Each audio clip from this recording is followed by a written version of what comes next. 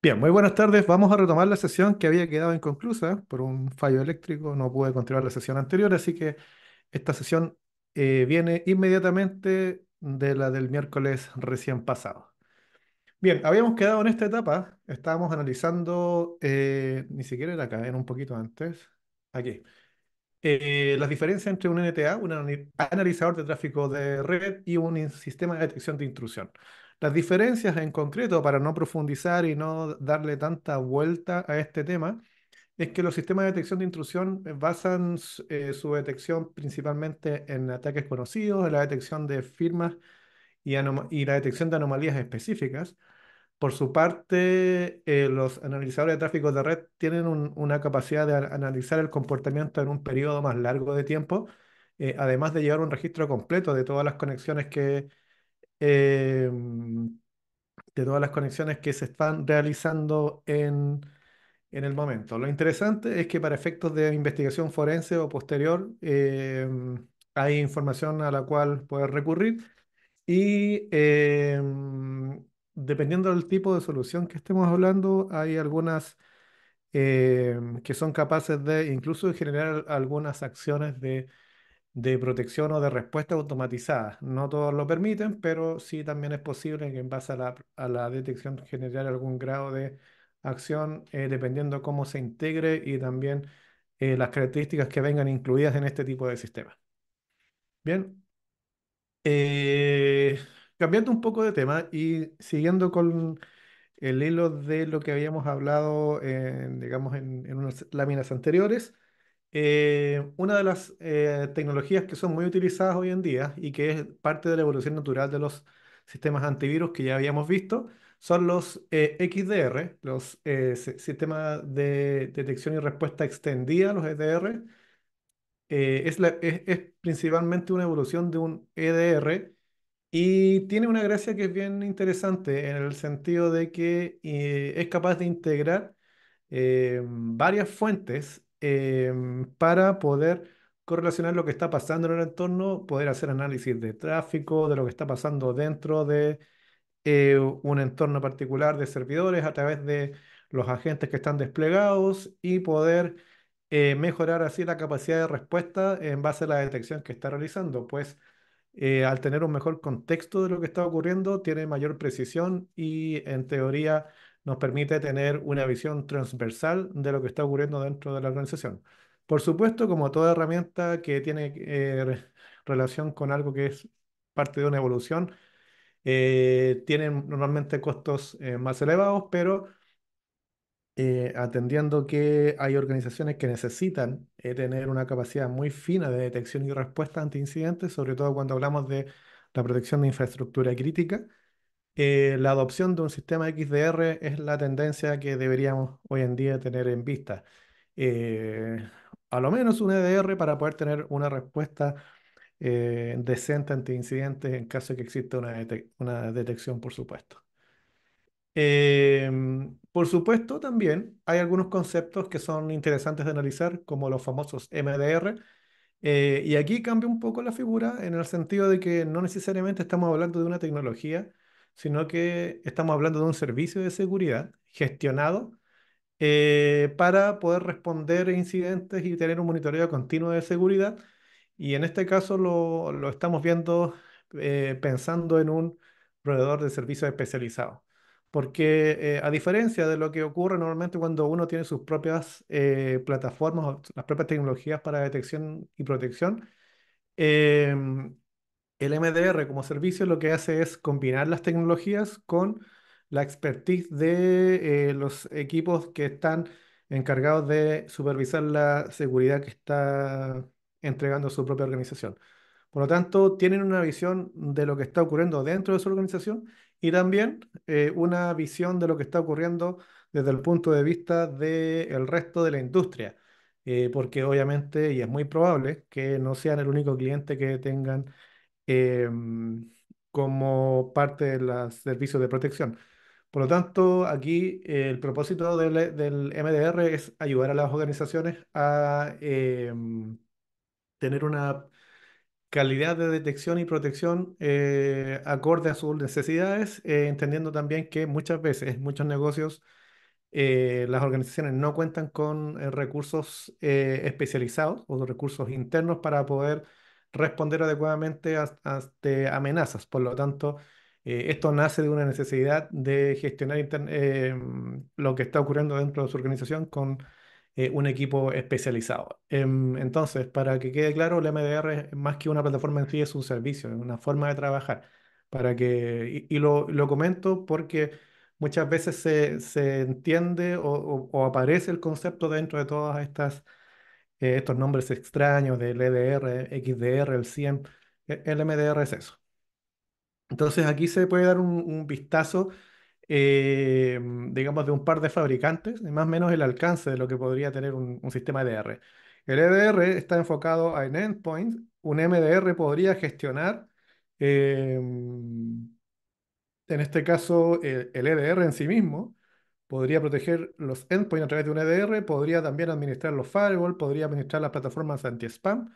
Y un XDR, en este caso, lo que busca es abarcar la vigilancia sobre todos los entornos posibles que tengan con capacidad de integración con la plataforma. Visto desde otro punto de vista, aquí lo planteo en el- en la imagen que está a la izquierda, lo que hace prácticamente un XDR es monitorear múltiples plataformas, múltiples fuentes.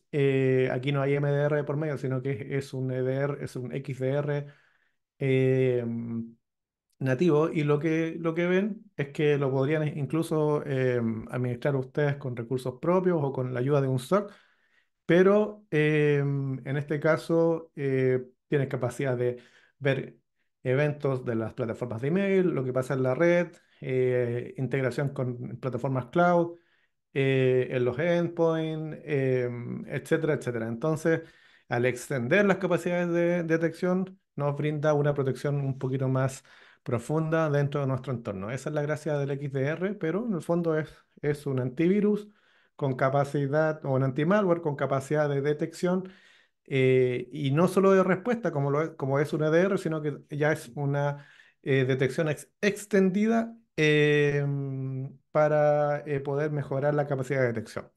Profe, ¿en qué caso debería considerar un XDR en un EDR? Em, es una buena pregunta.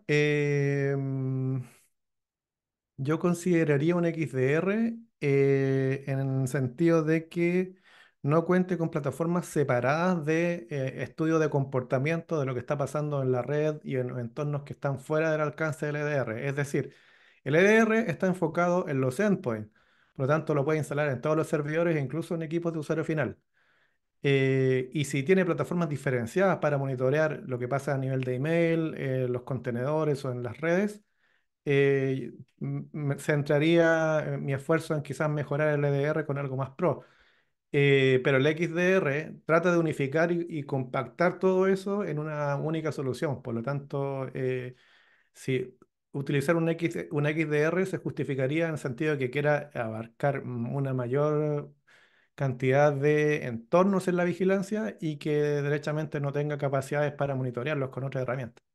Va a ser probablemente incluso podría decir que saldría un poquito más barato que tener, por ejemplo, un EDR y un analizador de tráfico de red de alta gama. Yo he cotizado cosas como Darktrace y plataformas similares que son muy buenas, pero son también de un alto costo. Normalmente un EDR sale más barato que eso, y con toda la protección que tiene. Sin embargo, la integración sí tiene un proceso em, de tiempo que está relacionado principalmente por el despliegue necesario en cada uno de los dispositivos donde lo va a instalar. Y después el refinar reglas y todo lo demás. Pero en el fondo creo que por ahí va. Consideraría un XDR si no tengo capacidad de vigilar esto con una plataforma ya adoptada en mi propia organización. Sí, aclaro mi respuesta, Arturo.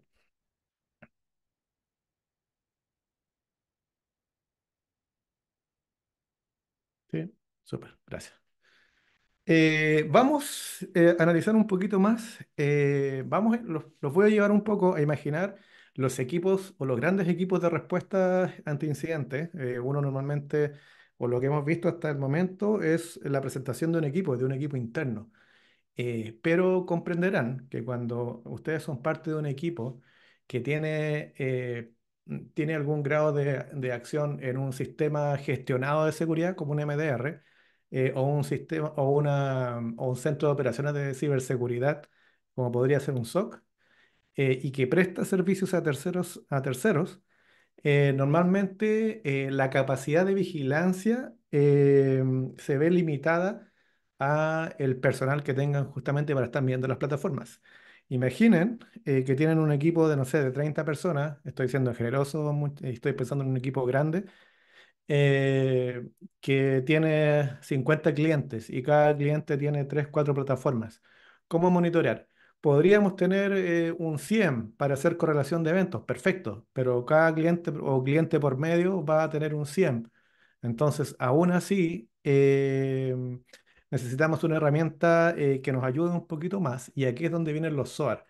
Los SOAR son como los maestros de la orquesta en este caso, donde se hacen integraciones de distintas plataformas, distintos CIEM, y lo que hace es recopilar datos sobre amenazas de seguridad a través de múltiples fuentes que podrían ser analizadores de tráfico, podrían ser sistemas firewall, podrían ser CIEM, y lo que uno busca acá es automatizar una respuesta. Esa respuesta puede ser gatillar una regla de bloqueo en un firewall de un cliente, gatillar una alerta, un gatillar digamos, un correo electrónico, un mensaje o un mensaje, digamos, por alguna red o en el fondo gatillar alguna respuesta del equipo mismo. Entonces, la gracia es que dentro de estas mismas herramientas uno puede preparar acciones mapeadas en cierto sentido para poder optimizar la respuesta. Entonces, internamente uno eso lo llama como playbooks.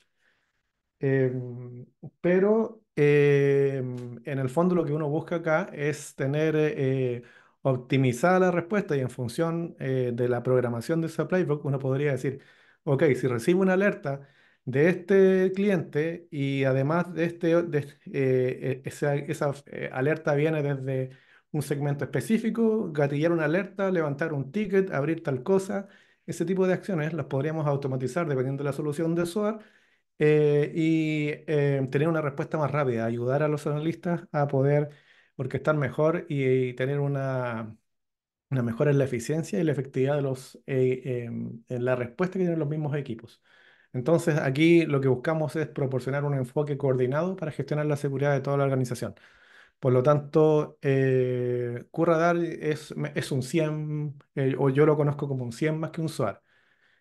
Em, entonces, voy a ir a lo que es el SIEM también, si es que no lo alcancé a pasar. Em, Creo que no, creo que sí. Entonces, las diferencias entre un SIEM y un SOAR las quise plasmar acá. Hay un link que les va a quedar en el material, lo tienen compartido, donde finalmente el foco del SIEM es hacer una correlación de logs, de eventos, de identificar potenciales amenazas y notificar a los analistas sobre alguna tipo de anomalía. El SOAR va un poquito más allá porque ingesta los logs o los eventos de los SIEM y también podríamos hacer cosas como agregar fuentes de inteligencia de amenazas, por ejemplo, este SIEM está detectando que de tal IP que viene desde China se están conectando a un firewall a cierta hora que no corresponde, por lo tanto se levanta el evento.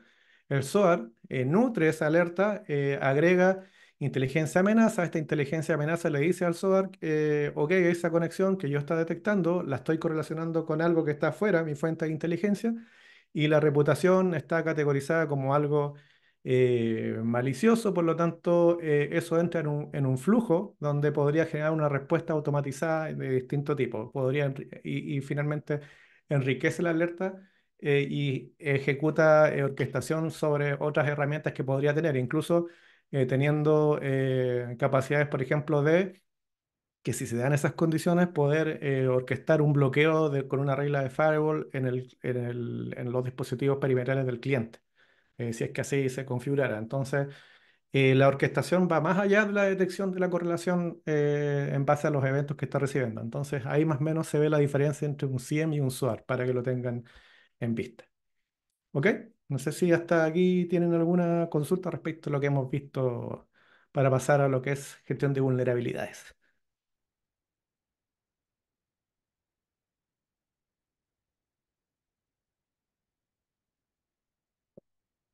¿No? Bien. Entonces, vamos a cambiar un poquito de tema. El tema de la gestión de vulnerabilidades es un clásico en todas las organizaciones.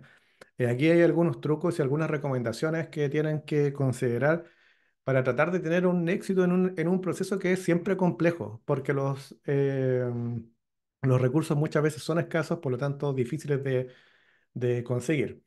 Ahora, cuando hablamos de gestión de vulnerabilidades, hablamos de un proceso continuo que busca identificar, evaluar, tratar y reportar vulnerabilidades en sistemas de software o los sistemas operativos o las distintas plataformas que tenemos. Lo que buscamos, por supuesto, es reducir el riesgo en base a la exposición que tienen estos sistemas y corregir las debilidades en la infraestructura antes que puedan ser explotadas. Eso es como súper habitual de escuchar y en el sentido relacionado con la importancia, estamos claros que la gestión efectiva de vulnerabilidades es esencial para mantener los sistemas protegidos porque por ahí muchas veces se gatillan muchos incidentes serios en organizaciones. No hay que ir muy lejos, por lo menos para tener historias y noticias al respecto. Em, Cuando hablamos del ciclo de vida de las gestiones de vulnerabilidades, estamos hablando de que tenemos algunas fases como el de identificación y aquí empiezan a aparecer las clásicas herramientas para hacer escaneos o revisiones y pruebas de penetración para descubrir vulnerabilidades en los sistemas y aplicaciones. Lo que estamos haciendo acá es tratar de, en base al análisis que hacen estas plataformas, descubrir vulnerabilidades de los sistemas que están expuestos y considerando muchas veces solo los sistemas o los servicios que están a la escucha en las redes, porque muchas veces hay vulnerabilidades que están dentro de los sistemas que ni siquiera son perceptibles si es que no hacemos un escaneo autenticado. Em, por lo tanto, hay que tener ojo con eso. Muchas veces uno dispara un escáner y lo hace sin una cuenta de usuario contra los sistemas operativos y los escáneres como OpenBus, como Nessus, como Tenable, bueno, Tenable es Nessus. Cuando no tienen una autenticación configurada, solo explora lo que está visible, digamos, a nivel de la red. Así que, pero cuando se hacen los escaneos autenticados, eso se puede eh, desbordar y crecer considerablemente. Así que eso también es una recomendación para cuando utilicen ese tipo de herramientas. ¿Ok? Por supuesto, tema importante es el tratamiento y la priorización que se le aplica a las medidas correctivas como los patches, las configuraciones de seguridad y las mitigaciones temporales que puedan ser necesarias. Por supuesto, también es importante documentar las vulnerabilidades para poder hacer un seguimiento adecuado de lo que está ocurriendo dentro de la organización, las acciones que son tomadas y realizar un monitoreo continuo para poder ver qué ocurre durante este proceso, que es como todo proceso, una serie de actividades que son continuas en el tiempo y que están sujetas a la mejora continua. Por lo tanto, es importante tener en cuenta eso. Hoy en día, las organizaciones evalúan el riesgo considerando la gravedad o la severidad de las vulnerabilidades, el valor del activo afectado o qué tan crítico es el servidor o qué proceso está soportando ese servidor. Si es un proceso crítico para el negocio, por supuesto, toma cierta prioridad. Y también la probabilidad de explotación. Hay vulnerabilidades eh, que necesitan menos acciones desde el punto de vista del ciberataque para poder concretar algo, y otras que son más complejas, por lo tanto tienen un score o un puntaje algo menor. Normalmente se utiliza el CBSS como el sistema de puntuación para poder de alguna manera clasificar y priorizar las acciones que se realizan sobre las vulnerabilidades. Por supuesto, es interesante tener en cuenta que em, la organización tiene que tener muy claro cuáles son realmente el impacto o el impacto que podríamos tener dependiendo la explotación que se vaya a producir. Dicho de otra manera, podemos tener N vulnerabilidades y cuando las vulnerabilidades son de un score alto, por supuesto, hay que tener claridad de entre todos esos activos, cuál voy a priorizar. Por supuesto, va a ser el que sea más crítico para la organización. Y es ahí lo relevante que tiene los sistemas de clasificación de los inventarios, no solamente del hardware que tienen los dispositivos, sino que el software que tienen, el sistema operativo, el versionamiento que tienen y también tener en cuenta qué servicios presta ese servidor o esa infraestructura y qué proceso de negocio soporta. Son todas esas variables las que hay que tener en cuenta para poder hacer una gestión eficiente de la seguridad.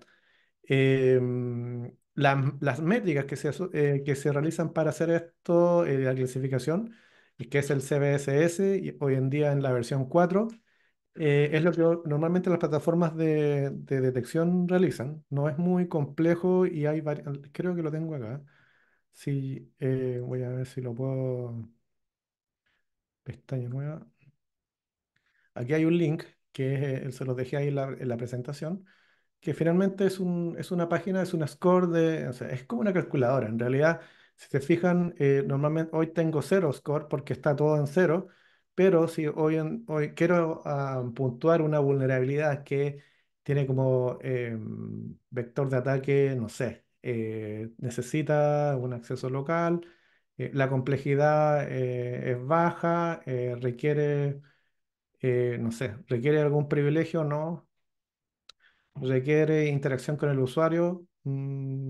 Podría decirle que no, pero sí tengo una afectación alta a la confidencialidad y a la integridad no, y a la disponibilidad también es alta.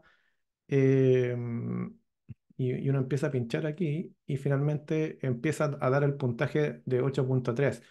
Y en la medida que uno empieza a jugar acá, se dan cuenta que empieza a normalmente a cambiar el puntaje.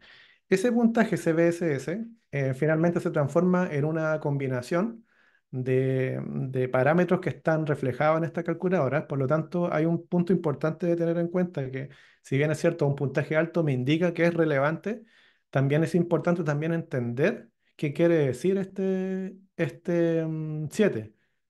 ¿Dónde está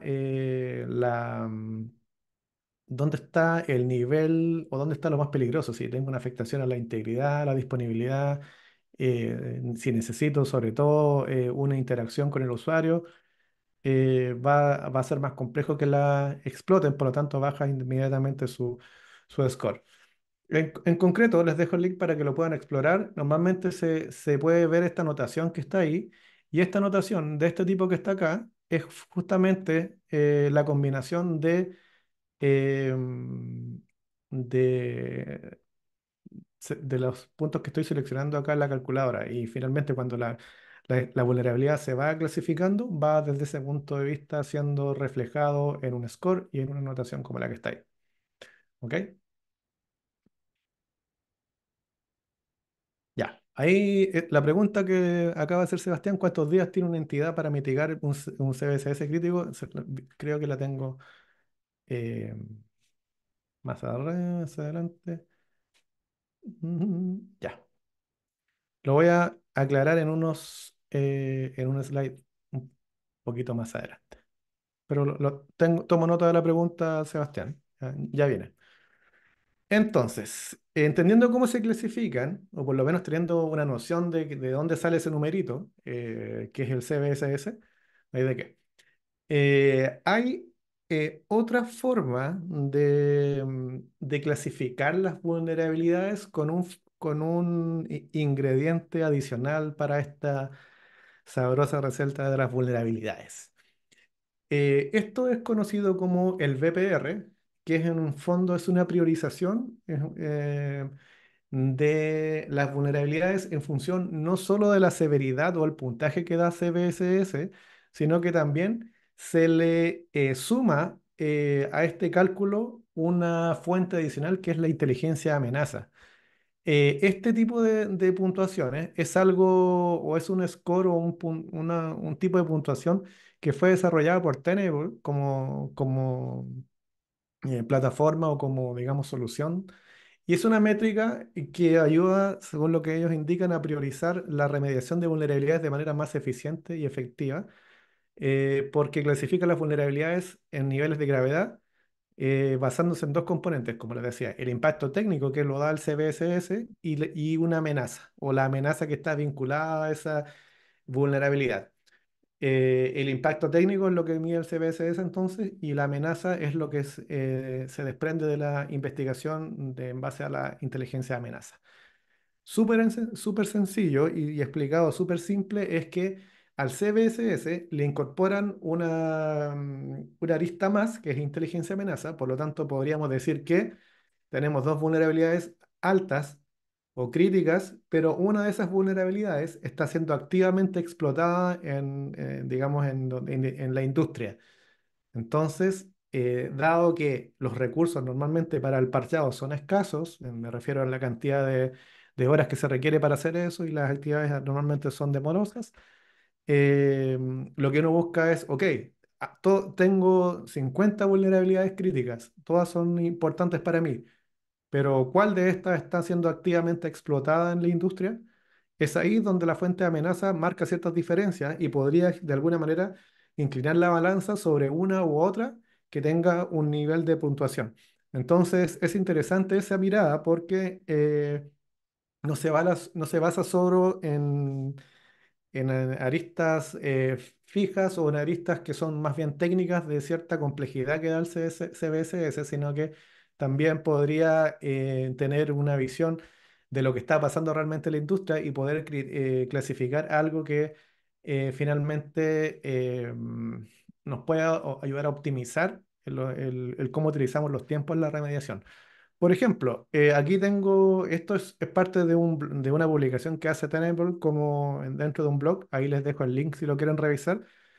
Ahí hay una explicación bien buena de cómo se diferencia y cómo lo hacen. Pero, por ejemplo, por supuesto acá como en turquesa y en azul, bueno, yo veo celeste y azul, ¿no? Estos son los colores primarios que veo. Podemos ver, por ejemplo, que pese a que hay vulnerabilidades que son críticas, el VPR es más bajo que este que está medio eh, y podría inclinar la balanza, a mi parecer, a dar los detalles o dar el esfuerzo en parchar esta vulnerabilidad por sobre esta crítica. ¿Por qué? Porque esta vulnerabilidad está siendo fuertemente explotada. Por lo tanto, en base a probabilidades y la arista de inteligencia podría decir, ¿sabes qué? Esto está siendo más explotado y es más probable que nos peguen por acá, pese a que esta también es crítica, pero no se ha observado que estén hoy en día explotando esto, lo que no significa que sea algo que podamos posponer por mucho tiempo, porque esto es dinámico. Por lo tanto, hay que tener un esfuerzo importante en ese tipo de actividades. Ya, ahora vamos a los aspectos claves para ir cerrando este punto que es fundamental y desde el punto de vista de fundamentos y conceptos, hay algunas cosas que hay que tener en cuenta. Y aquí voy a la pregunta también que me hizo Sebastián Muñoz respecto a los días que tiene. Em, Aquí les dejo algunos tips o puntos importantes para lo que yo considero que son aspectos clave en la gestión de vulnerabilidades. Lo primero, que existe una política corporativa. ¿Qué quiere decir esto? Cualquier compañía o cualquier organización que no tenga una política declarada para la gestión de vulnerabilidades va a obligar a los equipos especialistas a trabajar en base a esfuerzos que no tienen un sustento o un respaldo formal de la organización. Por lo tanto, si la organización no asegura los recursos para tener una adecuada gestión de vulnerabilidades, es muy difícil que mediante a esfuerzos aislados de los equipos se puede hacer una gestión correcta de las vulnerabilidades. Otro punto importante, en base a experiencia, que lo quise poner acá, es que existe un proceso formal y documentado de gestión de vulnerabilidades. Es decir, que cada vez que se hacen los escaneos, se emita un reporte, el reporte se envía a quien corresponde y se vaya realizando un seguimiento de lo que está ocurriendo. De otra manera, esos esfuerzos, cuando no salen del equipo de informática o del equipo de TI, difícilmente se van a transformar en algo de alguna manera exitoso. Roles y responsabilidades bien delimitados también es importante. Las organizaciones que tengan la capacidad de tener equipos separados y de alguna manera el control por oposición, que es algo que se habla muchas veces en ciberseguridad, suele tener una mirada bastante más madura en lo que es la gestión de vulnerabilidades. Es decir, el, el- el equipo que parcha no es el mismo que se autoescanea o el que hace el seguimiento o el control de las vulnerabilidades. Lo ideal es que sean dos equipos, el equipo de ciberseguridad, quien escanea, y el equipo de IT o de TI, el que parcha, y que de alguna manera se van generando una colaboración entre equipos. Importante tener en cuenta que no son enemigos, sino que son equipos complementarios que tienen que hacer un esfuerzo en conjunto para poder ir haciendo seguimiento a esto. Y si se dan dando cuenta de que no tienen capacidad para parchar, idealmente hay que levantar la alerta hacia quien corresponde, hacia arriba, hacia la alta gerencia, pues de otra manera la organización se pone en riesgo considerable, y después dar explicaciones de explotaciones no es algo muy lindo de vivir. Y en relación a eso, también la pregunta. Cada vez que se descubren vulnerabilidades, estas son reportadas, son clasificadas y son informadas dentro de la organización. ¿Cuánto tiempo podríamos tener en mitigar? No, eso va a depender. Las organizaciones que tienen cierta obligatoriedad por un cumplimiento de alguna norma tienen periodos más acotados que una organización que no esté abiertamente regulada. Eh, es importante que de todas maneras la organización defina en base al riesgo que quiere correr cuáles son los tiempos razonables. Eso yo le recomendaría a Sebastián que sea una definición de un punto de vista bien estratégico de la organización. Uno podría definir, y es lo que suelo hacer y se suele recomendar muchas veces, es que definir temporalidades razonables de acuerdo a los recursos de la organización y el nivel de riesgo que quiere correr. Por ejemplo, podríamos decir, la organización puede definir anticipadamente que todas las vulnerabilidades críticas deben estar resueltas antes de 30 días o de 15 días. Eso depende de cada organización, o una semana o 5 días. Eso depende de qué tanto apetito de riesgo tenga la organización. Pero lo importante es que esa definición debe estar clara y debe ser hecha desde un punto de vista estratégico, no desde un punto de vista técnico. ¿Por qué? Porque cuando los equipos técnicos descubran vulnerabilidades y las tratan de parchar y se dan cuenta que no cuentan con los recursos suficientes, se puede, lo que se puede hacer acá y lo que correspondería es que se levante la alerta y digan, con los recursos que tenemos, no somos capaces de cumplir lo que la misma organización digamos, determinado desde un punto de vista estratégico. Entonces, la organización tiene que tomar una decisión en el sentido: o contratamos más personas, o obtenemos mejores tecnologías, o ponemos herramientas para ayudar en la mitigación, para abarcar más rápido y alinearlo con lo que nosotros mismos hemos definido como organización, o extendemos los tiempos de mitigación a valores razonables o posibles para nuestras capacidades, y la organización asume ese riesgo, y en caso de que esa vulnerabilidad sea explotada, los equipos técnicos, no sé si me siguen la idea. Lo que no pueden hacer es ustedes, como equipos especialistas o equipos más técnicos, tomar decisiones en cuanto a los tiempos. Eso idealmente debería ser una definición que por lo menos debiese estar aprobada por el CISO en cuanto a los tiempos, para decir, ok, yo traté se liberó una vulnerabilidad de Exchange, Vamos a parchar, tenemos 30 días para parchar, perfecto, vamos en el día 20 y nos explota la vulnerabilidad. ¿Qué vamos a decir? Ok, ¿por qué explotó la vulnerabilidad? Bueno, con los recursos que tenemos, finalmente estábamos trabajando en eso, íbamos en el día 20 de cuando se detectó y no alcanzamos a parchar. Por lo tanto, ahí o tenemos más recursos o recortamos los tiempos definidos estratégicamente. No sé si me... em, no sé, a ver, y pueden depender de... Sí, es justamente, es que a eso me refiero, depende también del tipo de cumplimiento normativo que tengan. En el caso de PCI DSS, normalmente se están haciendo revisiones en el entorno donde están los datos de tarjeta de crédito cada 90 días. Por lo tanto, lo que pide PCI DSS es que no existan vulnerabilidades medias, altas o críticas entre cada revisión. Por lo tanto, de alguna manera se está definiendo en esa misma frecuencia eh, que tengo 90 días para parchar. Entonces, pero eso me lo da la norma porque yo quiero regirme al cumplimiento de PCI DSS y porque quiero hacer uso también de las tarjetas de pago. Pero en ocasiones de organizaciones donde no están reguladas, el tema va cambiando en cuanto a temporalidades. No sé si eso es lo que quería tratar de darme a entender, Sebastián. ¿Ok? Pero creo que la recomendación es que definan eso desde un punto de vista estratégico. Ahora, ¿cómo lo definen y qué parecería razonable? Ahí es donde pueden tomar lo que hay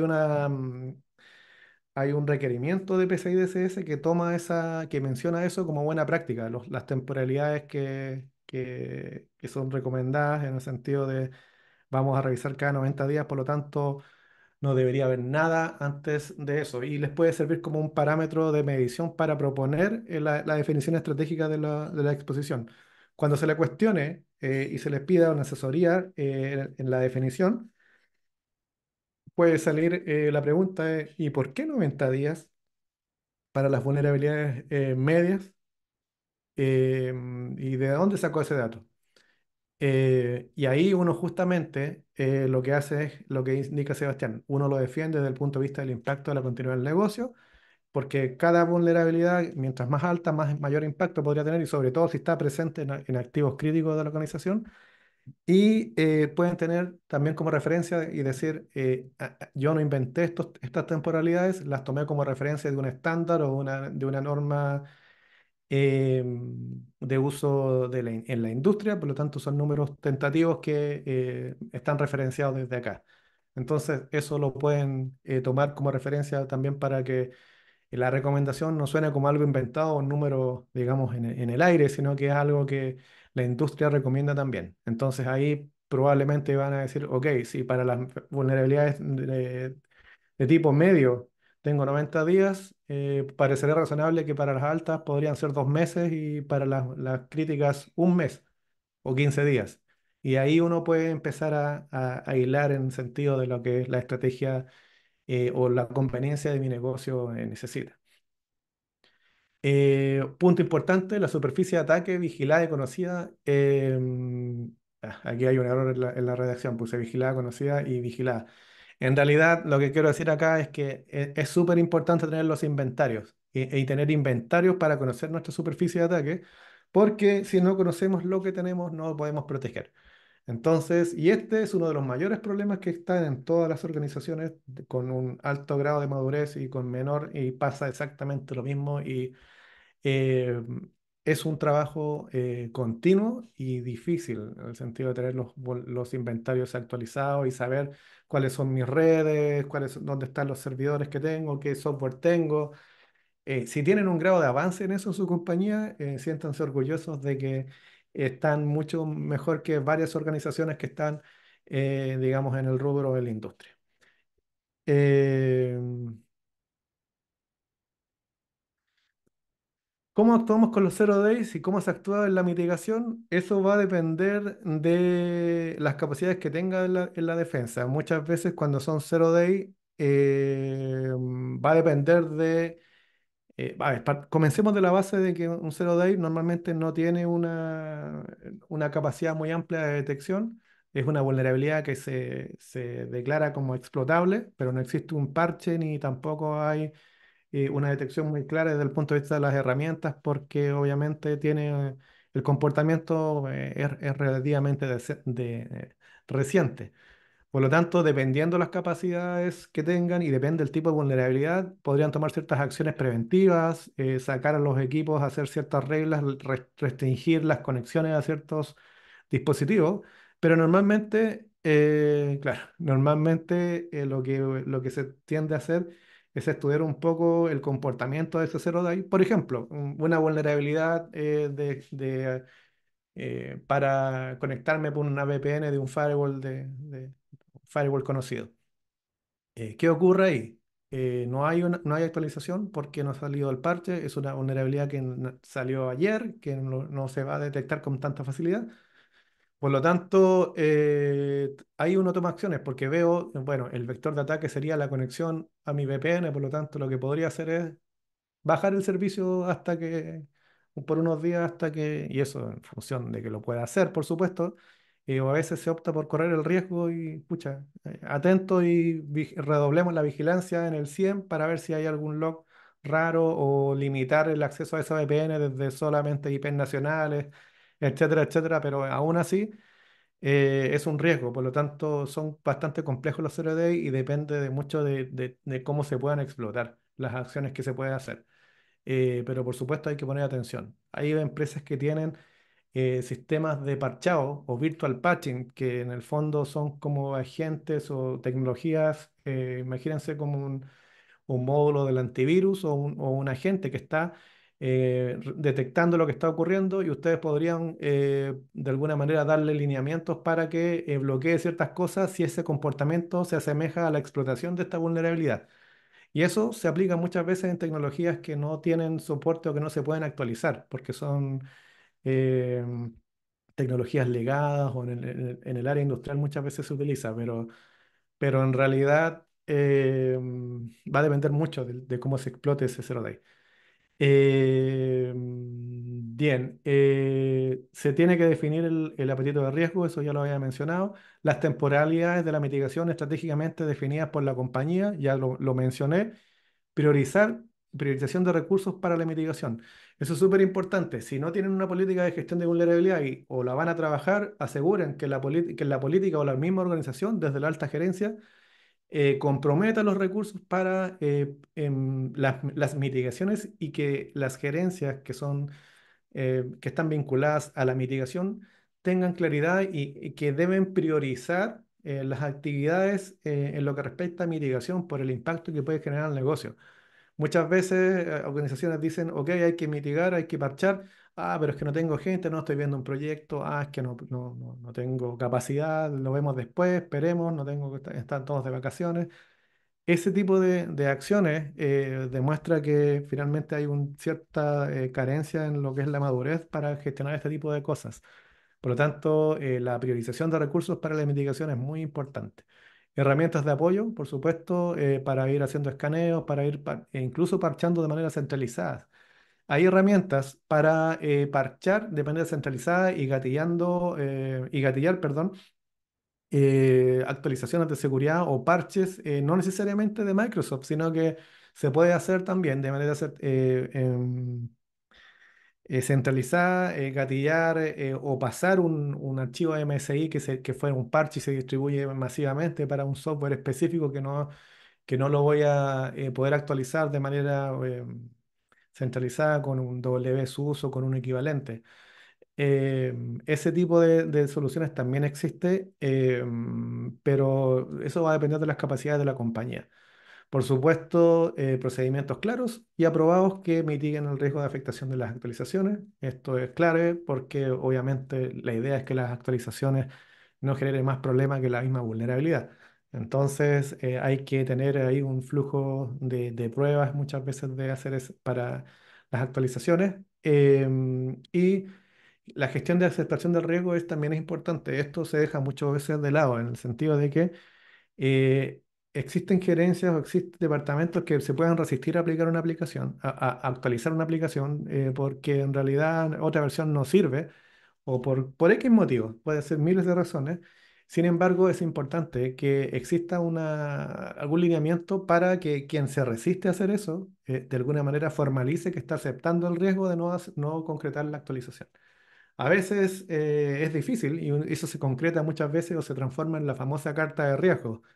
Y ahí uno entra y el CISO normalmente es el que va a la pelea y dice, ok, no, ¿por qué no quiere parchar? Es que no tengo capacidad y lo vamos a hacer más adelante. Perfecto, ok, fírmeme la carta de riesgo y ningún problema.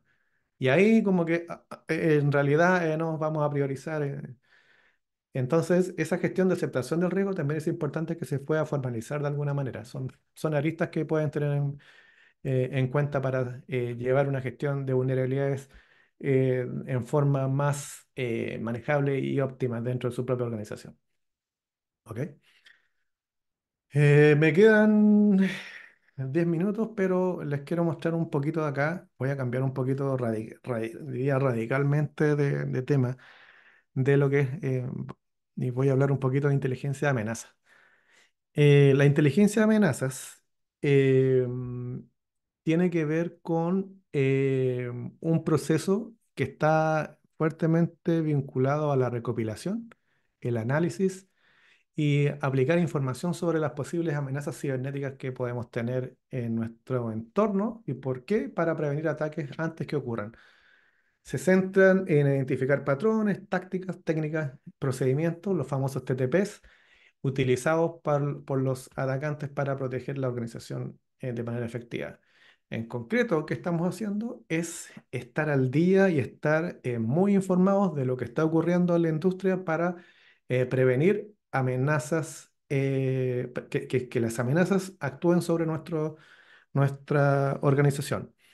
Hay una definición que es el famoso Cyber Kill Chain, que en el fondo está graficado en esta imagen que tengo acá, donde se puede ver que para comprometer una organización muchas veces se pueden observar distintas fases donde finalmente los ciberatacantes podrían estar mucho tiempo en las organizaciones. Normalmente empieza con un reconocimiento donde se empiezan a detectar ciertas vulnerabilidades, algunos vectores por donde comprometer la organización. Se hace una preparación, se prepara un malware, se entrega, por ejemplo, mediante un phishing, y finalmente con la ayuda del usuario vamos avanzando y finalmente llegamos a la instalación. Esto podría transformarse finalmente en que tenemos el compromiso de la organización, tenemos de alguna manera acceso o los ciberatacantes tienen acceso a los recursos de la organización, comienzan a desplegar, a hacer lo que se llama movimientos laterales, a comprometer máquinas que están vulnerables. Se prepara, digamos, una fase, lo que se llama el comando de control, donde estas máquinas podrían de alguna manera ser controladas y de alguna manera comprometidas a través de una herramienta de comando y control, que finalmente es como el botón rojo que los ciberatacantes pueden detonar y ya los servidores o los tenemos comprometidos con ransomware o toda la información se va o se genera un ataque de denegación de servicio distribuida con nuestra propia infraestructura, etcétera, etcétera. Dependiendo del tipo de ciberamenaza, lo relevante acá es que es importante poder atacarla en las fases previas del compromiso, porque mientras más adelante la podamos detectar, esa amenaza más compleja más compleja se vuelve la respuesta y la contención y erradicación de ese tipo de amenazas. Por eso, cuando hablamos de hacer escaneos de vulnerabilidades y reconocer y conocer bien nuestra superficie de ataque, lo que estamos haciendo es actuar acá. Lo mismo que están haciendo los ciberdelincuentes lo hacemos nosotros para ir cerrando las puertas y los problemas de seguridad que podemos tener. Entonces, eso es para que lo tengan en cuenta. Eh, el rol preventivo que tiene la inteligencia de amenaza, y eso es súper relevante, más allá de la calidad de la inteligencia, porque uno se imagina, eh, por ejemplo, uno se imagina tener grandes paneles y grandes herramientas que están constantemente monitoreando foros en la dark web y tener equipos de investigación y tener ahí mucha gente metida ahí como infiltrada en las redes profundas, que ese es un tipo de inteligencia que es perfectamente posible y es bien potente, pero una organización que no tenga ningún tipo de inteligencia amenaza, ya el que tengamos una persona que esté constantemente revisando qué es lo que está ocurriendo en el entorno de la industria que, que está vinculada a mi negocio, ya podría eventualmente reportar que se acaba de descubrir una vulnerabilidad en Exchange, en el firewall de marca Fortinet, Cisco, Palo Alto, lo que sea, y se da cuenta de inmediato de que nosotros tenemos una tecnología en nuestra organización que está vinculada a esa vulnerabilidad. Por lo tanto, internamente reporto que esa vulnerabilidad está eh, siendo abiertamente explotada. Entonces, ¿qué es lo que estoy haciendo? Estoy aplicando inteligencia porque no solamente se trata de derivar todas las noticias y todo lo que el CECIR vaya publicando, sino que estoy priorizando, tengo claridad y fíjense bien, como tengo los inventarios y conozco las tecnologías que tenemos, de todas esas tecnologías, yo voy haciendo el cruce con las últimas vulnerabilidades y los últimos ciberataques que se están dando y puedo generar, por ejemplo, boletines de alerta temprana para mi propia organización y de alguna manera con eso puedo priorizar las acciones sobre esa protección necesaria para cada una de las plataformas. Entonces, lo que aquí doy un ejemplo. Entonces, ¿cómo me anticipo las amenazas? Por ejemplo, detectar una nueva variante de un malware que se está propagando en sectores similares a la organización y tomar medidas preventivas, como actualizar los sistemas de detección y bloquear direcciones IP sospechosas. Entonces, ¿tengo que ir a una web profunda para ver esto? No necesariamente. Podría estar suscrito a boletines. Y cuando me doy cuenta que en esos boletines también hay direcciones IP, mi inteligencia, en este caso, o la inteligencia más básica, podría decirse, ok, le pido al área que administra los firewalls o al SOC o a quien corresponda que genere ciertos patrones o ciertas acciones de bloqueo en base a este malware que está comprometiendo a muchas organizaciones. Entonces, de eso en el fondo se trata la inteligencia, de anticiparse en base a lo que está pasando y contrastar esa realidad que se está viendo afuera con la nuestra y hacer acciones preventivas para fortalecer las defensas. Como se dice acá, lo que buscamos es una mejora continua porque finalmente estamos permitiendo que nuestra organización fortalezca sus controles en atención a lo que está ocurriendo en el entorno.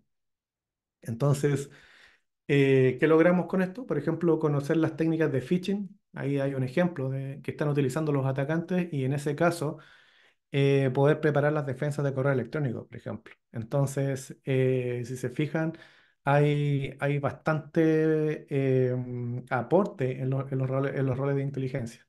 Aquí también hay otro ejemplo, por ejemplo, desde el punto de vista de la priorización de las vulnerabilidades. Por ejemplo, cuando hablamos de un enfoque en riesgos reales, al entender que las vulnerabilidades son activamente explotadas por los atacantes, y por eso está en negrita, activamente explotadas, la inteligencia de amenazas ayuda a priorizar las acciones de remediación en función de las amenazas más relevantes y urgentes.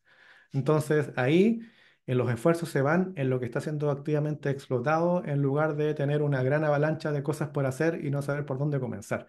Ahí donde ayuda la inteligencia a tener cierta priorización sobre estas acciones. Hay algunas herramientas que ayudan a hacer esto, por supuesto. Hay distintos focos que diferencian lo que es la inteligencia de amenaza de lo que es la cacería de amenaza. A veces son conceptos que se contraponen pero son de alguna manera complementarios. Cuando hablamos de cacería de amenaza, estamos hablando de hacer analítica de sistemas que estén siendo eventualmente comprometidos o expuestos o arrojando información para poder hacer un análisis profundo de lo que está ocurriendo y entender los ataques. Ahí es donde entran, por ejemplo, los honeypot y cosas de ese estilo, Sysmon para poder obtener un detalle fino de lo que está ocurriendo en los servidores, apt Hunter y esta Deep Blue CLI son ejemplos. Entonces ahí es un análisis profundo en los sistemas. Pero la inteligencia amenaza, si se fijan, ahí tenemos el más conocido, tenemos dentro de lo que está acá, tenemos MISP. Y MISP lo que hace es compartir información. Entonces son focos un poco distintos, pero ambos son igualmente relevantes. Normalmente, Cuando se detectan cosas nuevas en base a la detección profunda, esa información se comparte a través de redes de inteligencia. Y es ahí donde funcionan de la mano lo que es la inteligencia de amenaza y la cacería de amenazas, para que lo tengan clarito. Cerrando ya casi la sesión de hoy, que no me quedan muchas slides para que no salgan corriendo, discúlpenme que me pase unos 5 minutitos. Hay dos conceptos que son importantes de tener en cuenta y que son comunes en Internet y para que lo tengan en cuenta. Eh, y hablamos de los CERT y los CSIRT, que están vinculados muchas veces con la inteligencia. El CERT, como término, fue acuñado en 1988 por una universidad en Estados Unidos, como se menciona acá, tras un ataque de un gusano, y el primer CERT fue establecido para coordinar la respuesta a incidentes de seguridad informática. En este caso fue lo que primero se generó. El tema está en que CERT es una marca registrada por el SEI de la Universidad de Carnegie, Carnegie Mellon. Entonces, esto significa que el uso del término ser en la designación oficial de un equipo o entidad está sujeta a la aprobación y autorización del SEI. Por lo tanto, hay que cumplir ciertas cosas y no es llegar y aquí creo un equipo de respuesta ante incidente y le pongo ser. No funciona tan así. Entonces, está restringido, por lo tanto, ¿qué es lo que ocurre? Debido al uso restringido de esta marca, no todas las organizaciones pueden utilizar CERT en sus nombres oficiales. Muchas entidades o países, especialmente fuera de Estados Unidos, utilizan términos como el CSIRT, Computer Security Incident Response Team, para designar equipos en funciones muchas veces similares. Entonces, ¿cómo se diferencian? Aunque un CSIR puede realizar funciones idénticas o similares a un SER, el uso de SER está reservado y controlado por el SEI, lo que lleva a variaciones en la nomenclatura de equipos de respuesta a incidentes en diferentes partes del mundo. Hay una slide que es más clara en este caso, que es la que está acá. Por ejemplo, normalmente los CERT fueron pensados para aplicar labores de prevención, para generar guías o sea, los guidelines o generar entendimiento sobre amenazas y sobre todo generar inteligencia de amenazas y hacer reportes y en ese tipo de cosas fueron, o desde ese punto de vista fueron pensados los CERT.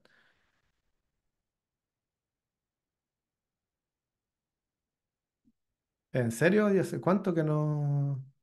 ¿Verdad que no se ve nada? Hace rato se ve usted nomás, profe, pero como dijo, como se ve en en esta slide, No. yo no veo. Flavio B. Oh, veré, bueno, voy a checar a ver. ¿Seré yo, señor? Ese debe ser. ¿Sí? ¿Se ve? Se Sorry, ve, era sí. yo, señor. Ya, seré yo, señor. Bien. Porque veo que Entonces, lo que les decía, bueno, voy a proceder una pauta, después lo voy a revisar acá, pero eh, ahí está todo lo que había conversado. Entonces, cuando hablaba del SER, su foco principal era la inteligencia de amenazas y el CECIR era la protección del negocio. En este caso eran grupos que estaban especializados a proteger. Podría ser un CECIR interno o el CECIR de una empresa o de un holding, por ejemplo, pero ¿podía ser nacional? No, es que el CERT tiene un foco más nacional, más abierto, más de la comunidad, pero resulta que es de uso restringido. Finalmente, lo que ocurre es que los CECIR toman y adoptan también rol de ciberinteligencia y finalmente se solapan y se homologan ciertas funciones y finalmente ahora ustedes ven que por ejemplo en Chile, el CECIR de Chile, o el CECIR digamos, desde el punto de vista más para el sector público y gubernamental, es un equipo que gestiona y responde a incidentes de ciberseguridad a nivel nacional y el sector que abarca normalmente son los organismos públicos, las entidades públicas. O entidades que están de interés nacional o vinculadas a infraestructura crítica.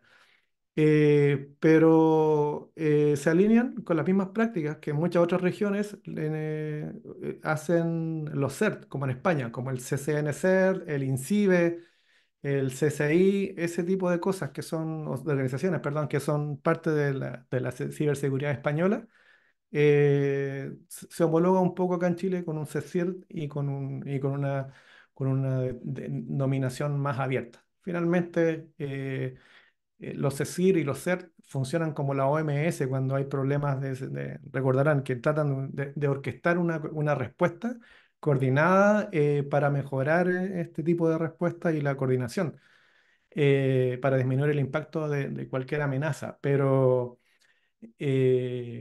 hoy en día ya lo podemos ver y Chile es un caso donde el CECIR también hace inteligencia y replica y analiza lo que está pasando adentro y recopila reportes no solamente de una empresa o de un negocio particular, sino que a nivel nacional. Eso es para que lo tengan en cuenta. Entonces, ahí hay algunos roles en lo que es los CER y los CECIR. Son fundamentales entonces para la recopilación de datos de incidentes pasados y presentes que se utilizan para alimentar la inteligencia de amenazas con información actualizada y contextual. Es importante lo que hacen ellos también porque muchas veces esa información sirve para analizar los patrones de ataques, poder también ayudar en la distribución rápida de esta información para efectos de inteligencia y optimizar en los distintos sectores una respuesta efectiva y amplia. Y lo que busca también, cuando hablamos de respuesta basada en inteligencia, estamos hablando de em, utilizar la inteligencia para guiar las acciones de respuesta a incidentes, en este caso priorizando las mitigaciones más críticas por sobre otros que no lo sean tanto en función de lo que está ocurriendo en la industria. Entonces, aquí hay una página, una captura de la página y como pueden ver, hay alertas, hay reportes de vulnerabilidades. Esos son reportes, hay manuales, documentos, buenas prácticas. Entonces, esas cosas que pese a ser un CECIR y cosas que eran más vinculadas a un CERT, hoy en día lo hace un CECIR de manera indistinta y no hay problema con ello. Aquí todo suma, por supuesto. Así que finalmente hay que tener claro que lo que vamos a buscar acá en lo que es ciberinteligencia es tener un monitoreo constante para ver lo que está ocurriendo globalmente en cuanto a amenazas, priorizar esas escasas manos para lo que es la prevención y la mitigación, también basado en un enfoque de inteligencia y tener una acción proactiva para adaptar nuestras defensas y comunicar los riesgos claves en nuestra organización. Hay un punto clave que es el tema de Mitre, que no sé si lo han escuchado, pero si van a ver respuestas a incidentes, de hecho lo van a ver la sesión de mañana conmigo. Eh, de hecho, se los quiero mostrar también. Mitre, como organización, es una que ha aportado bastante en cuanto al mapeo y el estudio de las tácticas técnicas y procedimientos que utilizan los ciberdelincuentes en el entorno de,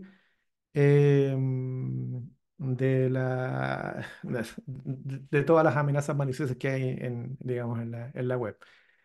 Mitre es reconocido por la contribución que ha hecho entonces y especialmente a través del desarrollo de marcos y herramientas que apoyan a la inteligencia de amenazas y la defensa cibernética. Aquí les dejo una breve descripción, lo pueden revisar después con mayor detenimiento. La descripción en cuanto a lo que son los TTPs. Y también una herramienta que es bien interesante, que es el Mitre Attack, que ayuda a la inteligencia de amenazas en lo que respecta a la identificación de las tácticas que utilizan los ciberdelincuentes y también nos da ideas de cómo tener una mitigación proactiva de esas tácticas. Entonces, yo creo que mañana en la primera parte de la sesión, antes de ver la parte de respuesta a incidentes que quiero pasar con ustedes, les voy a mostrar cómo se utiliza esto y me voy a tomar unos 10 minutitos para mostrarles lo interesante que es esto. Quienes no lo conozcan, se van a dar cuenta y esta es la última slide, que al pinchar acá se van a dar cuenta de que hay una especie de mapa donde finalmente se puede estudiar qué es lo que ocurre o ¿Qué acciones suelen tomar los ciberdelincuentes o cuáles son las técnicas que se utilizan en las distintas capas? Y se fijan, primero está la fase de reconocimiento y finalmente llegamos a las fases más avanzadas donde ya tenemos un impacto y una exfiltración de información. Entonces, finalmente hay un avance, que mientras yo me voy desplazando hacia la derecha, donde voy viendo distintas cosas y finalmente podría decir, ¿sabes qué? Ok, ¿qué es lo primero que hacen los ciberdelincuentes? Tener un escaneo activo, ver un geyser, que en el fondo es una recopilación de información, ya sea por phishing. Y hay algunas cosas que suelen hacer donde empiezan a realizar spear phishing con un link como servicio, un spear phishing de voz. Y si se dan cuenta, aquí podemos hacer algo bien interesante desde el punto de vista de la gestión de riesgos. Cuando uno ve gestiones de riesgo en las famosas planillas, dice riesgo de phishing, o riesgo de ransomware, o riesgo de tal cosa, lo habla como en genérico. Y aquí podríamos decir que puede ser mucho más preciso el levantamiento de riesgos de mi organización y sobre todo enfocándonos en las primeras etapas del compromiso. Podríamos decir que ya no es solamente de phishing, sino que tengo un riesgo de phishing a través de un spear phishing por voz, un servicio a través de un adjunto y podría eventualmente ver cómo funciona esta técnica y ver cosas súper interesantes como algunas mitigaciones propuestas. Entonces, procedimientos y mitigaciones. Entonces, cómo detectarlas. Entonces, está bien como interesante, pero lo vamos a ver un poquito más en detalle brevemente tampoco. No le vamos a dedicar más de 10 minutos, pero es para que más o menos podamos entender cómo sacarle un poquito más de provecho a esta herramienta. Bien, bien, nos hemos pasado 10 minutos, pero con eso cumplí la sesión que había quedado pendiente. No me quise dilatar más en la extensión, pero est- estaríamos con el contenido por lo que estuve mirando. Sí, sí. Ahí está el link, por supuesto, a la herramienta para que puedan dar un vistazo, si quieren no la conozcan. Dicho esto, y como comentarios al cierre, no sé si queda algo en el tintero, alguna pregunta, consulta que quieren hacer antes de desconectarnos e ir a descansar.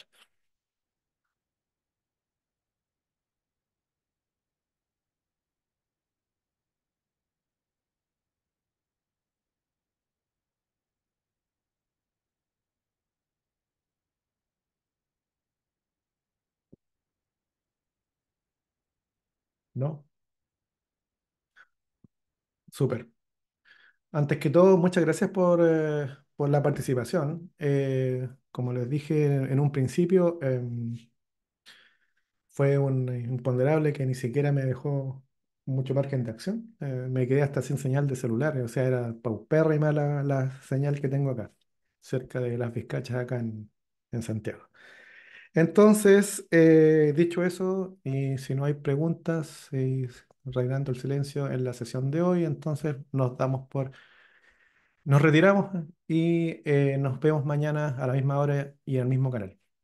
Muchas gracias, que tengan una muy buen cierre del día. Que esté muy bien, disfruten ahí en casa, descansen y nos vemos mañana. Chau, chau.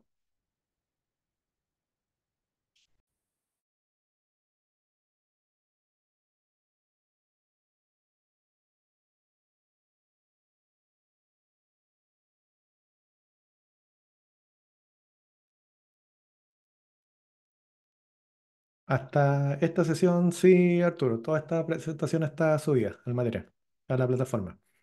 Y voy a dejar subida la grabación apenas termine, la voy a dejar como una grabación disponible adicional a la que ya está. De nada, no hay de qué. Bien, que esté muy bien, chau, chau.